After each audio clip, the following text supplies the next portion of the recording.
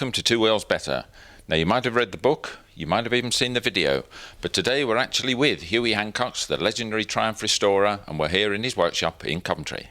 In the heydays of the British bike industry, it was almost a prerequisite that you had to know how your bike worked.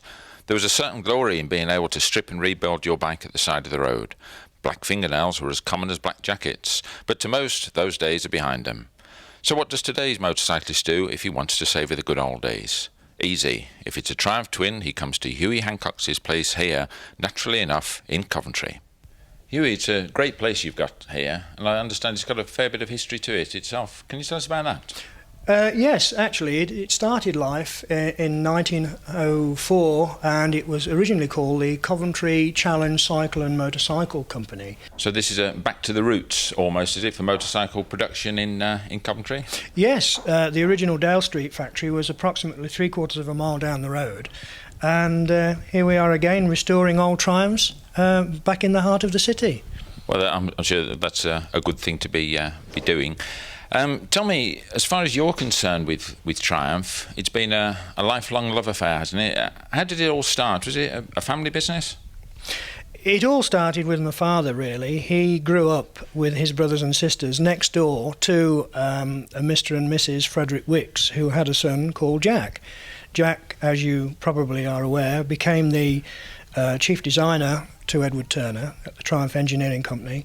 And through their boyhood friendship, when I looked for a job, Jack very kindly secured me an interview with one of the managers at the Meriden factory back in Christmas 1953. And it all started from there. So Triumph, it seems to be, any inquiries I make about Triumph, it seems like an incestuous affair, really, that it's everyone seems to know someone. It's very much a sort of a family concern as far as the workforce goes, isn't it? Yes, it was. When I started there as a young man, the foreman and the manager really wanted to know all about you. And indeed, they encouraged parents to come along to the open day, the sports day, as they used to call it. If you were late in the morning, they wanted to know why. And if it was within their power, if you had a problem with your motorcycle, then they'd help you to put it right so that you wouldn't be late again. This week I'm at Robinson's Motorcycles in Rochdale, and I've met up with a guy called Roger Mayers. Now, Roger is the owner, the proud owner of a brand new Super Blackbird, and it's just been in for its first service. Roger, any problems at all? None whatsoever, no. Been perfect. That's it, yeah. So you bought the fastest bike in the world, acclaimed, what, 190 mile an hour or thereabouts? So they say, yes. So they say. You've not gone that fast yet? Certainly not, no. No. And have you got used to the funny braking system? This has got this dual braking system, which is a bit of a strange thing in motorbike world. I certainly have, yes. It is a bit different, but you still get a certain amount of dive on the front wheels, but I found it very good. Right. And nobody's tried to race you at the traffic lights yet? No, fortunately they haven't. No, right. Yeah, and I bet you spent hours and hours driving around the block so everybody sees you, haven't you? That's correct. Now, I've heard a rumour that you were thinking of spoiling this beautiful paint job and having it sprayed over, is that right? That's correct, I was, yes. When I first saw the photographs of the Honda, I wasn't too pleased with the colours and also the decals, the fact that there was a lack of them, and I was seriously considering having it painted the Repsol Honda colours. But I've had second thoughts now seeing it. I think that the colour's really nice, and I like the bike as it is. Yeah, well, it doesn't actually look, it doesn't jump out on it yet like a really fast bike, doesn't it? I mean, it's more of a wolf in sheep's clothing, really, at the moment, isn't it? Well, I think that's a good thing, isn't it, really? Then we don't get these boy racers wanting to race us from the lights. Tremendous performance, but have you always been into big performance machines? The bikes I've had before, yes, I've been large bikes, but to be honest with you, I haven't had a bike as big as this for quite a few years now, so I'm just trying to get back into the feel of riding a big bike again. Right, well, it's a massive step to come and jump on this beast, and no problems with it at all? None whatsoever. I know it's supposed to be the fastest production bike in the world, but of course you don't have to ride it as fast as it'll go. Right. You get a bike like this and you ride it for probably the acceleration rather than the top speed. Right, yeah. In fact, it's been sort of advertised really as a sports tourer. It's not advertised as an out-and-out racing machine, is it? That's correct, yes, and my wife will be coming on the back of the bike with me, and we will be going touring on it as well as just riding, locally. Right, so you're a bit of a long-distance man at heart? Well, I think so, yes. I'd like to go to Europe a couple of times next year and watch some of the bike meetings and probably an F1 meeting as well, if possible. Right, smashing. Well, thanks very much for talking to us, and we'll perhaps see you at the next service. Thanks very much, Paul. Right, I'm down in the darkest depths of Hampshire, in Odium, in fact, at the Lord Darby pub, where the first Wednesday of every month is a huge motorbike meet, and virtually all the bikers from the south of England come down here. For what reason? I don't know. Let's find out. Mark, you're the landlord of the Lord Darby. How long has this been going on, and why? Well, it all started about 6 years ago. Funnily enough, 12 vintage cyclists came in, sat down in the bar. Were you actually here? No, we've only been here about 18 months now. But as I say, 12 vintage cyclists came down, sat down there, said, do you mind if we stay here? We can exchange parts of bikes and so on. No problem. So it started off, and then all of a sudden a few more bikes came down, and before we knew what was happening, there was 1,000+ bikes coming down every first Wednesday of the month. How did it land like on the first Wednesday of every month? You just thought, okay, once every 4 weeks is enough. That's all I can control. That's I don't know really. that's how it all started with the vintage bikes. The vintage bikes have then since gone on to another night, and because they couldn't handle the number of people that were here. So obviously it was going on before you started working here. Do you think everyone's receptive to it in the area? Because I know there's like a few problems of like bikers. There's always like people going, no, too much noise. How are you handling that? Do you get many problems? We don't get many problems at all. All the neighbours are very, very supportive. It's just a tremendous atmosphere, it really is. Everyone is so friendly, and they're so enthusiastic about the bikes. They're proud about their bikes. It's not like the small boy racers. These are serious enthusiasts that come along. I mean, some of these bikes are £35,000 for a bike. That's an enthusiastic bike rider, I think. You're right. The bike camaraderie is what it's about, and everyone likes enjoying talking about their own bikes and taking the mickey out of everybody else's bikes. And what's your name? Gary. Gary, can I just have that little reaction you gave me when I went, oh, I've got a Harley that I'm trying out at the moment? So you didn't even any sound on that, so I put the mic to him. What is it? Why do you not like Harleys so much? Is it just because it's like the romantic image that most people latch onto or something? No, it's just that it's so American that they're just not over here, and they're just not, for me, what biking's about. They're just, they don't handle, they don't go particularly well. It's all about look and not what it does, and I'd soon have something that does and looks. So... Yeah, I'm going to back him up on this because I'm actually trying out a Harley at the moment, a Sportster, and a full review later. Brian, now Brian's got a brilliant. He won't quite use the same language that he likes using when I mention Harleys. But you're trying to get me on the back of your bike. What have you got at the moment? GPZ 750. Okay, to everyone. Trying to get people on the back of it. You're always trying to get people on the back of it, including me, without a helmet and everything else. I have to add. How long have you been biking? Why? 18 years. Just had a bike when I was 16, and there's nothing else to beat it on the road. It's just great fun. You've got your own freedom, no traffic jams on bank holidays, and there's a better class of people on bikes than you get in cars. Do you know, I have to agree with that. It's one of the reasons why I bike, for sure. Unless you're a Harley Davidson owner, of course, because they are the most arrogant people that can walk this earth. Oh, I tell you what, later on when all the brothers and the Harley guys arrive, I don't think it'll be quite the same question, but then again it may be. I'll go, oh, hello boys. Oh, take a look over there right now. What's that? Oh, big Harley coming. Look. Spit on the ground for a second.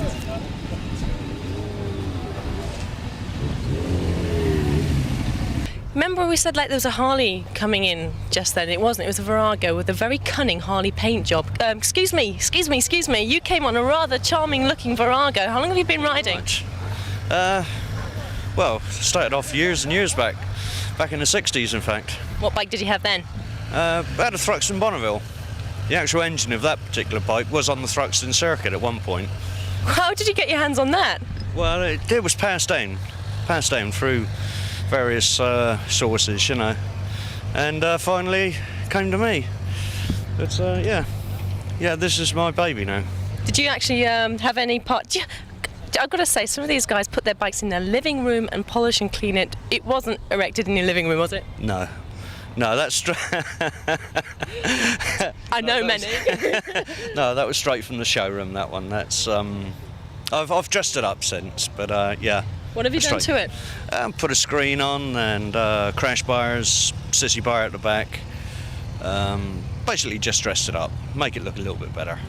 So what do you think of the sport bikers, and do you have any kind of discrepancies with them? No, they're pretty cool. Yeah, I like them. Yeah. Well, majority of my friends are sporty bikes. In fact, I've come with one of them today, so yeah, it's good. Don't you get a little bit left behind sometimes? Because I'm trying out this Harley, as I keep saying at the moment, and my fiance's got a blade, and it's like, wait for me! He's getting really bored. No problems that way?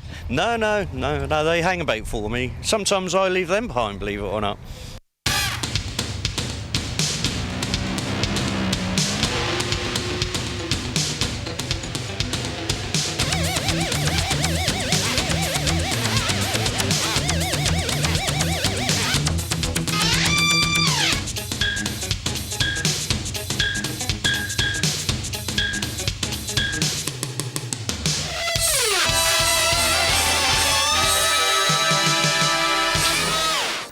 Well, more from Jet next week. Now, this is the Edit Suite, and this is Wayne. And it's party time in the Edit Suite today because we're putting together Wayne's bits for later on in the programme. Now, he won't tell you himself, so I'll tell you. Wayne, with his partner Robin Luscombe, have just become British Sidecar Trials champions for the 5th consecutive year. They actually clinched it recently at Newtown in South Wales. And with just one round left, they're actually 23 points ahead of the nearest rivals, which means they've won. They can't be beaten. So well done, lads. And if you would like to see some of Wayne and Robin doing their stuff on their 250 Yamaha, you can catch them at this year's NEC Bike Show at Birmingham, where they'll be displaying in the specially built indoor arena. So once again, it's great to be working with the British champion. Cheers, lads.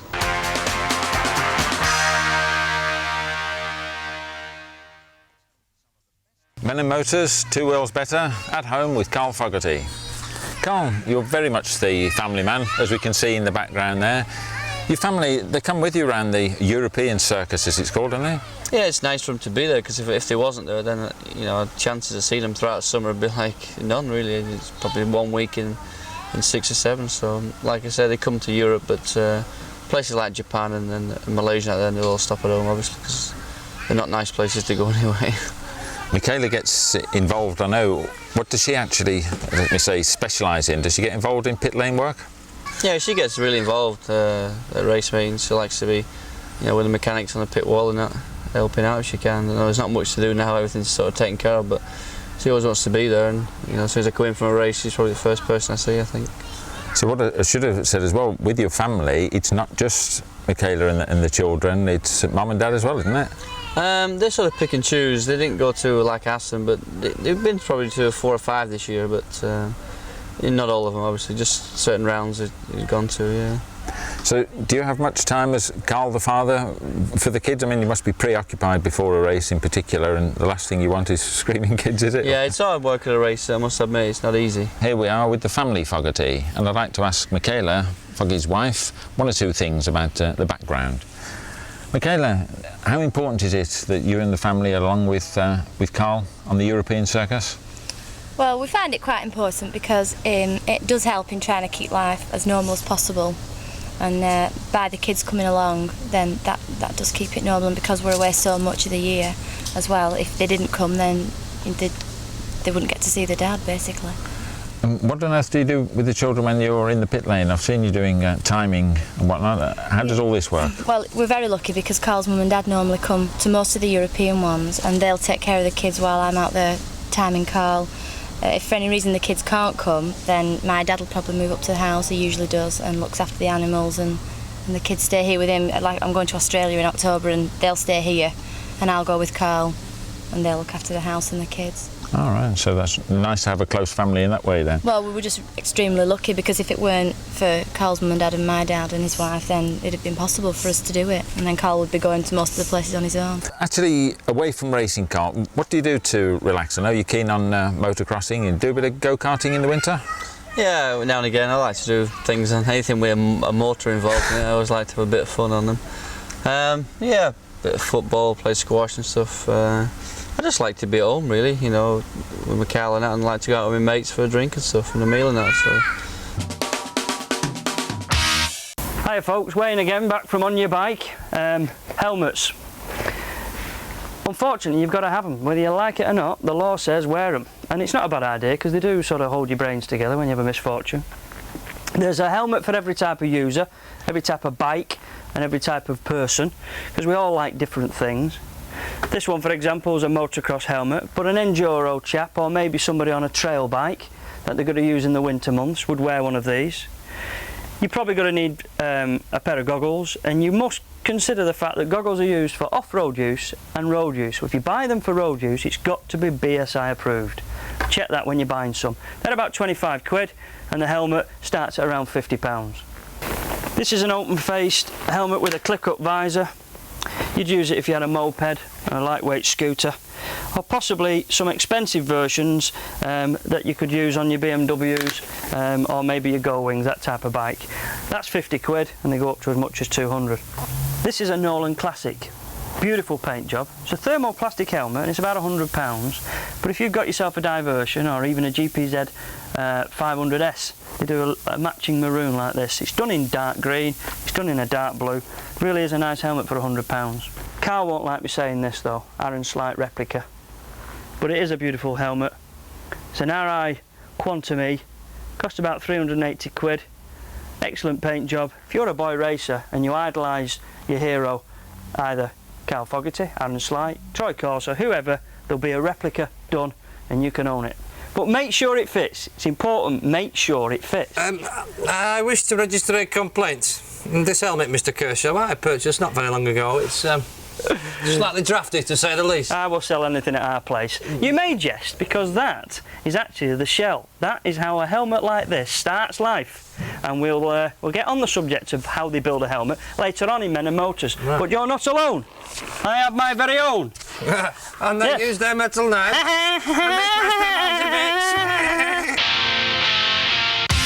Welcome back to Hughie's workshop in Coventry, and in front of us we've got the unmistakable shape of a Bonneville. Hughie, tell us a little bit about this Bonneville and just what you are doing to it. Yes, this bike belongs to a gentleman that lives down in Kent. It's a 1970 model Bonneville. They're quite a desirable bike for the simple reason that it's the last of what we call the proper Bonnevilles. In other words, it has a separate oil tank, as opposed to the later year, 71, when this part of the frame became a large diameter oil-bearing frame. And a lot of people didn't like that. The infamous oil in frame. That's correct, that's correct. This is going to be a total restoration. The gentleman, I think, has owned the bike from new, and he's given it to me to do a nut and bolt restoration. Everything is totally dismantled, the engine is stripped and rebuilt with all new parts, and as you can see, everything is painted, new rims, tyres, tubes, bushes, bearings, oil seals, chains. And it's refinished the way we used to do it at Meriden in the repair department. Tell me, interestingly, and I've taken a few Triumphs apart myself, where are you getting all your spares from these days? Are they, still a plentiful supply?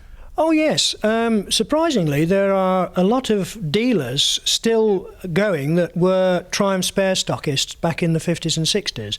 But that factory building now has been bought by young David Holder, the son of Matt Holder of Scott Vincent Velocet fame, and David has got plant in there now which actually he's actually making brand new to the original spec Triumph parts, and it's available for the trade, and this is where I get the bulk of my parts from. So no shortages at all, plentiful supply of all components? No, the only shortage that you encounter on a restoration are things like mudguards for the very early bikes. But having said that, we have now a company that's in London called Ace Classics, and they are very, very good, and they are now supplying pressed tinware for most of the old models, and having used it, I find it's excellent. Looking at the engine, Hughie, and I've taken a few Triumphs apart myself, there's some very distinctive features, and perhaps you could point out one or two to us. For instance, there's the pushrod tubes, the chrome-plated pushrod tubes, carried through from 1937 right up to the Tridents. Yes, that's correct. And also this particular engine, from time immemorial, has had two camshafts, one at the front, one at the back, whereas a lot of the post-war twins only had one camshaft with four lobes. Therefore, such as on the BSA twins, you had four pushrods operating from the back of the cylinder barrel. But the distinctive feature of this particular engine is the power output and its lightness, because it's made solely of aluminium. And you have the beautiful close-pitched fin alloy cylinder barrel and head, which really is a beautiful thing, and it is a thing of great beauty when it's in the bike. With the two separate camshafts, I mean, others, BSA and Norton's, use chain-driven timing gear. And I always thought the timing gear on Triumphs was particularly neat and easy to adjust the valve timing. And on the racing camshafts, I remember playing around, getting them just slotted in. That's right. With the BSAs, of course, having only one camshaft with the fixed lobes, you had to buy the cam for the job. But with Triumphs, there was such a multitude of varieties of camshafts that you could use them basically in any combination, and of course you could jiggle the valve timing by altering it on the 3 keyway cam wheels by a third of a tooth, a half a tooth, or whatever, to get the optimum valve timing. Hughie, there's one or two things I'd like to ask you about on this lovely, what is it now, 45-year-old engine, or very nearly? Yes. If we just turn it round, the magneto. To a lot of our viewers, they've probably never heard of a magneto, let alone anything else. And there it is, running off the timing gears on the timing chest.